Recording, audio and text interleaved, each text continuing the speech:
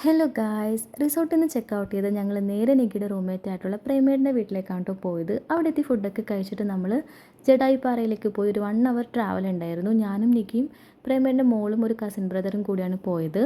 ഞങ്ങൾ നേരെ കേബിൾ കാറിൻ്റെ ടിക്കറ്റ് എടുത്തു കേട്ടോ. അങ്ങനെയാണ് നമ്മൾ മുകളിലേക്ക് പോകാൻ പ്ലാൻ ചെയ്തത്.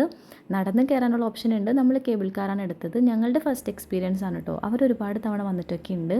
ഞങ്ങൾക്ക് അത്യാവശ്യം കാണാനുള്ളതൊക്കെ ഉണ്ടായിരുന്നു, കാരണം കുറച്ച് ഹൈറ്റിൽ പോകുന്നതുകൊണ്ട് തന്നെ നല്ല വ്യൂവും കാര്യങ്ങളൊക്കെ കിട്ടുന്നുണ്ടായിരുന്നു. പിന്നെ ക്വസ്റ്റ്യൻസ് ഡൗട്ട്സ് എപ്പോഴും നമുക്കിടയിൽ ഇങ്ങനെ വന്നുകൊണ്ടിരിക്കും.